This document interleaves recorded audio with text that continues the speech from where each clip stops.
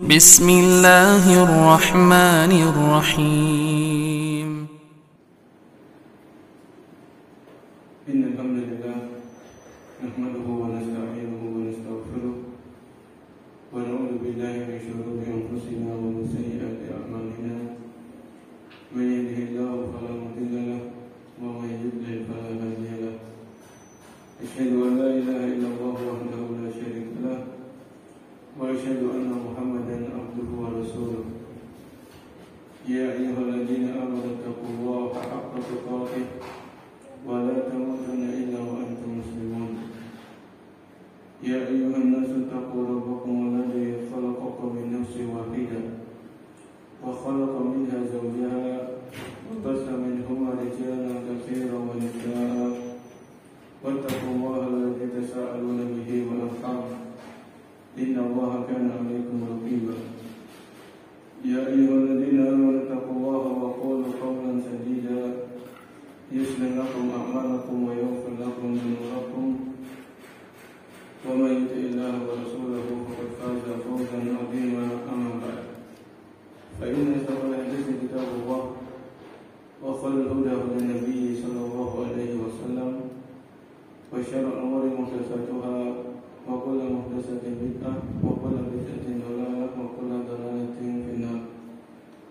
Para hadirin kaum muslimin dan muslimah yang dimuliakan Allah Subhanahu wa taala. Alhamdulillah pada pagi hari ini kita masih diberikan banyak sekali kenikmatan. Di antaranya nikmat bisa melaksanakan ibadah puasa di bulan Ramadan. Nikmat bisa menuntut ilmu dan nikmat kesehatan dan nikmat-nikmat yang lainnya yang sangat banyak yang tidak bisa kita hitung jumlahnya. Maka kewajiban kita ketika mendapatkan kenikmatan adalah senantiasa bersyukur kepada Allah Subhanahu wa taala. Dan kita melanjutkan pembahasan dari kitab Al-Kabair, yaitu dosa-dosa besar. Kita sampai dosa besar yang kelima. Dosa besar yang kelima yaitu Al-Imam Adz-Dzahabi rahimahullah mengatakan mantuz zakat, yaitu enggan membayar zakat, enggan untuk membayar zakat. Maksudnya zakat di sini adalah zakatul mal, yaitu zakat dari harta yang Allah titipkan kepada kita. Di sini Al-Imam Adz-Dzahabi membawakan beberapa ayat dan beberapa hadis Nabi Shallallahu Alaihi Wasallam yang menunjukkan bahwasanya enggan membayar zakat termasuk salah satu dosa di antara dosa-dosa besar. Ya, karena kita mengetahui bersama zakat ini adalah rukun Islam yang ketiga, ya setelah syahadat dan sholat. Maka tentunya ketika suatu ibadah itu termasuk rukun Islam, ini bukan perkara yang remeh, bukan perkara yang bisa dianggap sebelah mata. Ya, seluruh ibadah itu penting. Seluruh amal kebaikan yang Allah syariatkan itu adalah semuanya penting. Apalagi ibadah tersebut termasuk salah satu rukun di antara rukun-rukun Islam. Yang dimana apabila zakat ini ditinggalkan, zakat ini tidak dibayarkan, maka fondasi Islamnya seseorang itu terancam akan roboh, terancam akan runtuh. Di sini beliau Imam Adz-Dzahabi membawakan ayat di surat, yaitu surat Fussilat. Ya, surat Fussilat ayat 6 dan ayat 7. Allah berfirman, A'udzubillahi minasyaitonirrajim, wa wailul lil musyrikin. Dan celakalah bagi orang-orang musyrik. Alladzina la yu'tuna az-zakata wa hum bil akhirati hum kafirun. Yang dimana orang-orang musyrik ini, mereka semasa hidupnya di dunia mereka tidak mengeluarkan zakat harta mereka. Wa hum bil akhirati hum kafirun. Dan kepada kehidupan akhirat mereka itu mengingkarinya. Maka di sini Allah Subhanahu wa taala mengancam bahwasanya orang-orang musyrik itu dengan ancaman yang keras, wa wailul lil musyrikin. Sungguh celaka dan celakalah orang-orang yang dalam kesyirikan. Di antara perilaku orang-orang musyrik ketika mereka di dunia, alladzina la yu'tuna zakah, mereka tidak membayar apa? Zakat. Ya. Jadi ini ayat juga menunjukkan bahwasanya orang-orang musyrik itu diperintahkan untuk melaksanakan cabang-cabang keislaman. Ya. Dan orang-orang musyrik ini ketika mereka hendak bayar zakat, mereka harus masuk Islam dulu. Mereka harus mengucapkan 2 kalimat syahadat dulu, kemudian mereka mengerjakan sholat, kemudian baru mereka membayar zakat. Ya. Jadi kalau orang musyrik mereka membayar zakat tapi mereka nggak masuk Islam, ya ini tidak ada gunanya. Ya. Karena syarat diterimanya ibadah itu adalah orang itu beriman, yaitu dalam keadaan sudah mengucapkan 2 kalimat syahadat. Ini syarat diterimanya ibadah. Ya. Kemudian Allah berfirman dalam surat At-Taubah ayat ke-35. Ini diantara dalil yang menunjukkan bahwasanya membayar zakat ini adalah sebuah kewajiban, yaitu walladzina yaknizuna adz-dzahaba wal fiddah wa la yunfiqunaha fi sabilillahi fabashshirhum bi'adzabin alim. Pada hari walladzina yaknizuna adz-dzahaba wal fiddah, dan orang-orang yang menyimpan emas dan perak, wala yunfiqunaha fi sabilillah, dan mereka tidak mengeluarkan zakatnya di jalan Allah Subhanahu wa taala, fabashshirhum bi'adzabin alim, maka kabarkan bagi mereka azab yang pedih. Ya, jadi orang-orang yang menyimpan emas sudah sampai nisab, ya, kemudian sudah sampai 1 tahun penuh, ternyata kalau tidak dikeluarkan zakatnya, maka apa balasannya? Fabashshirhum bi'adzabin alim, berikan kabar gembira bagi mereka berupa azab yang pedih. Biasanya kabar gembira itu kan yang menyenangkan, ya, kabar gembira itu berupa surga, berupa kenikmatan. Ini sebaliknya Allah hinakan. Allah menghinakan orang-orang yang tidak mau mengeluarkan zakat hartanya. Fabashshirhum bi'adzabin alim, maka kabarkan bagi mereka dengan azab yang pedih. Yauma yuhma 'alaiha fi nari jahannam. Ya, yauma yuhma, pada hari dipanaskan emas dan perak itu di dalam neraka jahanam. Fatuqwa biha jibahuhum wa junubuhum wa dhuhuruhum. Kemudian emas dan perak itu dibakar, ya, kemudian apa? Dengannya disetrika apa? Dahi-dahi mereka, lambung mereka, dan punggung-punggung mereka. Ya. Hada ma kanastum li anfusikum, ini yang dahulu kalian simpan di dunia. Fadzuqu ma kuntum taknizun, maka rasakan apa yang dahulu telah kalian simpan dan tidak kalian keluarkan zakatnya.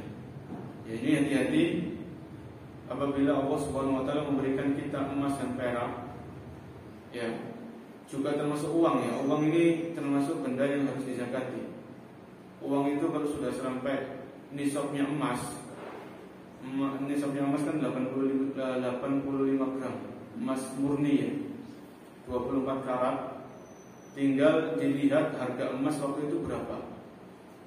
Kalau misalnya harga emas itu 1 gram 900.000, maka 900 kali berapa? 85, ketemunya berapa? Ya, misalnya ketemunya katakanlah ini kasarannya 100 juta, ya. Karena nanti di kalkulator berapa. Jadi kalau kita punya uang 100 juta dalam waktu 1 tahun nggak berkurang, maka wajib dikeluarkan zakatnya 2,5%. Ya, 2,5% kita keluarkan zakatnya, ikhlas karena Allah Subhanahu wa taala, takut akan azab Allah Subhanahu wa taala. Ya, mengeluarkan zakat disertai dengan berharap pahala dan surga, dan disertai rasa takut akan siksa dan azab bagi orang-orang yang enggan membayar zakat. Ini tadi ayat di surat At-Taubah 35, ayatnya tegas, ya, mengabarkan tentang azab yang Allah sediakan bagi orang-orang yang memiliki harta sudah sampai nisab dan haulnya, namun tidak mau membayarkan zakatnya. Kemudian waqala Nabi sallallahu alaihi wasallam, Nabi sallallahu alaihi wasallam bersabda, "Ma min sahibi ibilin wala baqarin wala ghanamin la yu'addi minha zakataha." Tidaklah orang-orang yang memiliki onta atau memiliki sapi atau memiliki kambing kemudian tidak mengeluarkan zakatnya, ya, ini nanti dibahas dalam masalah fikih zakat hewan peternakan. Onta itu berapa, ya, jumlahnya, kemudian sapi itu berapa jumlahnya, kambing itu berapa jumlahnya. Itu kalau sudah sampai nisabnya itu harus dikeluarkan zakatnya. Ini zakat hewan peternakan. Ya, kalau orang itu punya hewan ternak kemudian tidak mengeluarkan zakatnya, apa balasannya? Illa butihalah yaumal qiyamati biqa'in qarqarin. Ya. Tantahu bi quruniha wa tatahu bi akhfafiha fa kullama nafidat alaihi ukhraha adat alaihi ulaha. Ya. Jadi orang yang punya hewan ternak dengan nisab yang sudah ditentukan oleh ya syariat dalam fikih, kitab-kitab fikih, orang ini nanti di padang mahsyar, ya, ketika dibangkitkan dari alam kubur, dikumpulkan di padang mahsyar, orang ini akan diinjek-injek sama hewan peliharaannya dulu, hewan ternaknya. Diinjek-injek sama ontanya, diinjek-injek, orang Jawa itu diinjek-injek sama sapinya, sama kambingnya, ya. Tantahu biquruniha. Kemudian mereka orang-orang ini ditanduk sama hewan peliharaannya, hewan ternaknya dulu di dunia. Kullama nafidat alaihi ukhraha adat alaihi ulaha. Ketika hewan ternaknya sudah mulai dari awal sampai terakhir itu nginjek-injek sambil menanduk, kemudian dikembalikan lagi dari yang pertama lagi, terus seperti itu. Ya. Hatta yuqda bainan nasi fi yawmin kana miqdaruhu 50 alfasana. Sampai diputuskan perkara pada hari itu, yaitu pada mahsyar. Ya. Summa yurasabiluhu imma ila jannati wa imma ila nar. Kemudian orang ini diperlihatkan tempatnya, apakah dia di surga atau di neraka. Ya. Ini menunjukkan orang yang tidak membayar zakat itu dia pelaku dosa besar, itu jelas. Cuman orang ini bisa saja masuk surga apabila Allah mengampuni orang tersebut. Karena keyakinan Ahlussunnah wal Jamaah, pelaku dosa besar itu tidak kekal di neraka. Ya, seandainya orang ini tidak membayar zakat, seandainya orang ini masuk ke neraka, maka dia tidak kekal selama dia tidak mengingkari kewajiban zakat. Kalau mengingkari kewajiban itu jelas kafir dia, itu kekal di neraka.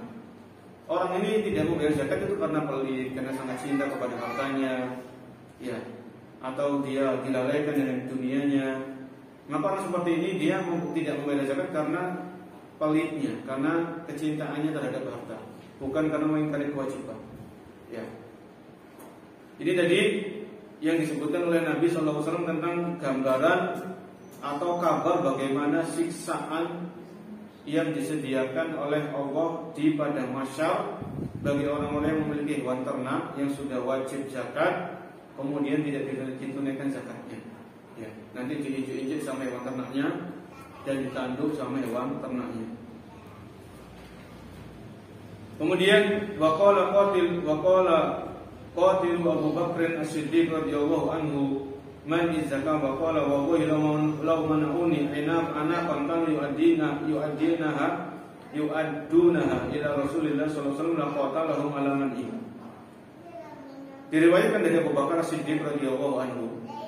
Abu Bakar ini pernah berkata, ketika Abu Bakar menjadi khalifah, sepeninggal Nabi sallallahu alaihi wasallam beliau jadi khalifah. Maka Abu Bakar ini beliau berkata, radhiyallahu anhu, demi Allah, seandainya orang-orang itu tidak mau mengeluarkan zakat hartanya, maka aku akan memerangi mereka. Ya. Jadi ketika Rasulullah SAW itu wafat, ada orang-orang itu yang mereka tidak mau membayar zakat. Ya. Orang-orang Islam mungkin baru masuk Islam, sudah tahu kewajiban zakat, tapi mereka tidak mau membayar zakat. Makanya akan diperangi sama Abu Bakar radhiyallahu anhu. Ya. Ini menunjukkan bahwasanya membayar zakat itu adalah sesuatu yang penting. Ya. Sampai-sampai Abu Bakar radhiyallahu anhu, seorang khalifah, seorang pemimpin, akan memerangi orang-orang yang tidak mau mengeluarkan zakat hartanya. Ya. Kemudian di sini ada ayat Al-Qur'an, Allah berfirman, "Wala yahsabannal ladzina yabkhaluna bima atahumullahu min fadli wa khairan lahum bal huwa syarrun lahum. Sayutawaquna ma bakhilu bihi yawmal qiyamah walillahi mirasus samawati wal ardi wallahu bima ta'maluna khabir." Wala yahsabanna alladziina yabkhaluna bima atahumullah. Dan janganlah mengira, janganlah menyangka orang-orang yang pelit dengan apa-apa yang Allah berikan kepada mereka dari karunia-Nya. Huwa khairun lahum, itu baik bagi mereka. Bal huwa syarrun lahum. Justru sifat pelit dari mengeluarkan zakat itu adalah keburukan bagi mereka. Sayutawwaquna ma bakhilu bihi yaumil qiyamah.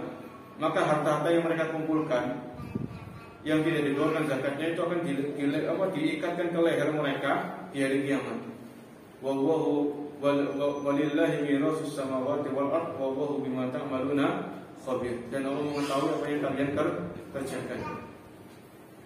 Ini surat apa? Surat Ali Imran ayat 180.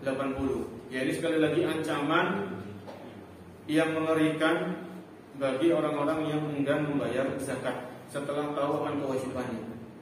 Ya, setelah tahu akan kewajiban mengeluarkan zakat tersebut. Kemudian dari Nabi Shallallahu Alaihi Wasallam, beliau bersabda tentang orang-orang yang enggan membayar zakat. Man mana'aha fa inna akhiduha wa syakra ibilihi azamatun min azamati rabbina. Ya, Nabi Shallallahu Alaihi Wasallam itu bertekad, barang siapa yang enggan membayar zakat maka kami akan mengambilnya secara paksa. Jadi ini boleh bagi pemimpin, bagi seorang pemimpin kaum muslimin, kalau ada rakyatnya yang itu enggan membayar zakat maka boleh bagi pemimpin mengambil harta zakatnya secara paksa. Ya, secara paksa, karena ini menegakkan hukum Allah Subhanahu Wa Taala. Ya, ini tidak ada toleransi dalam menegakkan hukum Allah Subhanahu Wa Taala. Ini kalau pemerintah itu pemerintah yang menegakkan syariat Islam, ya, seperti tentang zakat. Ini dari sabda Nabi Shallallahu Alaihi Wasallam. Kemudian dari hadis yang lain Rasulullah Shallallahu Alaihi Wasallam bersabda, "Awwalu salasatin yadkhuluna an-nar." Ada 3 orang yang akan dijebloskan ke neraka untuk pertama kalinya. Ya, ini mengerikan para jemaah. Ada 3 golongan yang akan diceburkan ke dalam neraka untuk pertama kalinya. Nabi mengatakan sallallahu alaihi wasallam, amirun musallitun, yaitu seorang pemimpin yang zalim. Seorang pemimpin yang apa? Zalim. Ini menunjukkan jadi pemimpin itu gampang atau berat? Berat itu, pemimpin itu berat. Ya. Jadi sangat dianehkan, sangat aneh kalau sebagian orang itu justru malah rebutan untuk jabatan, rebutan untuk mendapatkan kekuasaan. Ini sesuatu yang sangat aneh, karena itu sesuatu yang berat di hari kiamat. Kalau dia Islam, kalau orang itu Muslim, itu hendaknya dia ingat akan akhirat, bahwasanya orang-orang yang zalim ketika dia menjabat jadi pemimpin itu ancamannya neraka. Ya. Dan sebaliknya kalau pemimpin itu adil, maka dijanjikan naungan di hari kiamat yang tidak ada naungan kecuali naungan dari Allah. Di antara 7 golongan yang mendapatkan naungan itu adalah imamun adil, pemimpin yang adil. Ya. Maka ini harus kita perhatikan. Kemudian Nabi SAW sebutkan wadu sarwatin la yu'addi haqqallahi fi malihi. Orang yang di antara dijebloskan ke dalam neraka, orang yang memiliki harta sudah sampai nisab dan haulnya, kemudian tidak menunaikan zakatnya, ini juga akan diancam dengan neraka. Kemudian yang ketiga, wa faqirun fakhur, dan orang yang miskin tapi sombong. Ya, orang miskin tapi sombong. Ini akan dijebloskan ke neraka. Jadi sombong ini termasuk dosa besar. Sombong itu termasuk dosa besar. Kalau orang kaya itu sombong itu kan sebagian orang kan masih wajar gitu ya. Masih wajar, walaupun itu dosa besar. Orang kaya sombong itu dosa besar, sombong ini. Lah apalagi ada orang miskin, ya, orang miskin, orang fakir kok sombong ini. Wah, ini kalau orang Jawa itu kebangetan gitu, keterlaluannya. Ini nggak tahu diri, sudah miskin, bahasa kasarnya itu kan orang nggak punya apa-apa tapi sombongnya nggak karuan. Ini berlipat-lipat lagi sisanya di neraka. Ya, ini hati-hati, ini sabda Nabi Shallallahu Alaihi Wasallam. Kemudian wa an syarikin wa ghairihi Nabi Ishaq an Nabi Al-Aqwas an Abdillah qala umirtum bis-sholati wa zakah faman lam yuzakki fala sholata lahu. Ada riwayat dari para salaf beliau mengatakan umirtum bis sholati waz zakat. Kalian ini diperintahkan untuk sholat dan zakat. Kalau kita baca Al-Quran, ya khususnya di Ramadan saat ini, kita tadarus itu banyak ayat Al-Quran yang menggandengkan antara sholat dan zakat. Wa aqimus sholat wa atuz zakat wa yuqimunas sholat wa yutuz zakat. Itu banyak, kurang lebih 90 ayat. Disebutkan oleh para ulama kurang lebih ada 90 ayat bertebaran di Al-Quran. Itu Allah menggandengkan antara sholat dan zakat. Ya, jadi kalau orang itu rajin sholat tapi nggak bayar zakat, ini hati-hati. Orang bayar zakat tapi nggak sholat, ini juga hati-hati. Ketika Allah menggandengkan dua ibadah, ini berarti sama-sama penting. Ya, makanya di sini seorang salaf mengatakan umirtum bis sholati waz zakat, kalian diperintahkan sholat dan zakat. Faman lam yuzakki fala sholata lahu. Barang siapa yang tidak mau membayar zakat, maka tidak ada pahala sholat baginya. Sholatnya tidak bernilai pahala. Sholatnya sah, gugur kewajiban, tapi tidak bernilai pahala karena dia tidak mau membayar zakat. Ya, ini tadi beberapa ayat Al-Quran dan beberapa hadis dan perkataan salaf yang dibawakan oleh Al-Imam Adz-Dzahabi tentang bahaya orang-orang yang enggan menunaikan zakat hartanya. Ya, ini harus kita perhatikan. Zakat ini ketika Allah wajibkan kepada umat Islam itu mengandung maslahat, banyak mengandung maslahat dan banyak mengandung manfaat. Karena kita yakin Allah yang menciptakan kita dan Allah yang paling tahu dan maha tahu apa yang terbaik untuk kita dunia dan akhirat. Itu harus kita yakin. Di saat Allah mewajibkan zakat, itu adalah untuk kemaslahatan kita, untuk kebaikan kita, ya, dunia dan di akhirat kelak. Ya. Jadi kewajiban orang yang beriman adalah tunduk dan patuh terhadap aturan Allah dan Rasulnya. Ketika Allah mewajibkan zakat, maka bayar zakat. Toh hanya sebagian kecil kan ya, 2,5% ini sebagian kecil, nggak ada apa-apanya. Allah ngasih kita banyak. Allah cuma mewajibkan 2,5% saja. Ini tidak ada apa-apanya. Ketika kita menunaikan zakat, itu manfaatnya tentunya yang pertama adalah kita akan terbebas dan terhindar dari sifat pelit. Ya, kita akan terbebas dan terhindar dari sifat pelit, yang dimana pelit ini salah satu penyakit yang berbahaya. Ya. Kemudian yang kedua, manfaat yang kedua dari zakat adalah tentunya kita membantu saudara-saudara kita yang tidak mampu, fakir miskin. Ya. Kan ada 8 golongan yang disebutkan oleh Allah dalam surat Taubah. Itu siapa saja yang berhak mendapatkan harta zakat, yaitu disebutkan dalam surat Taubah ayat 60. Dengan membayar zakat, kita akan meringankan beban dari saudara-saudara kita kaum muslimin dan muslimah yang mereka memang sangat membutuhkan. Ya. Dan yang perlu diperhatikan dalam masalah menunaikan zakat ini juga adalah menjaga privasi dari orang-orang miskin. Ya, menjaga apa? Privasi atau kehormatan mereka. Kan sebagian orang itu di bulan Ramadan mereka menunaikan zakat, mengundang orang fakir miskin di rumahnya gitu ya, open house. Ya, akhirnya apa? Orang-orang miskin ini berdesak-desakan gitu kan. Ada yang pingsan, ada yang sesak nafas. Ini kan di satu sisi itu tidak menjaga kehormatan orang miskin. Orang miskin walaupun mereka miskin kan tetap ingin dihormati kan, dijaga privasinya, nggak boleh dihinakan, nggak boleh direndahkan. Ini tetap harus dijaga. Ya, maka alangkah baiknya ketika membayar zakat, menunaikan zakat itu orang kaya ini datang ke rumah orang miskin tadi, ketuk pintunya, serahkan zakatnya. Ya, maka dengan datang langsung itu bisa melihat keadaan orang miskin, sehingga orang kaya ini lebih bersyukur kepada Allah Subhanahu Wa Taala. Ya, ini diantara hal yang perlu diperhatikan. Ya, ini tentang dosa besar yang kelima. Kita lanjutkan, kita pertemuan hari ini kita membahas dua dosa besar ya.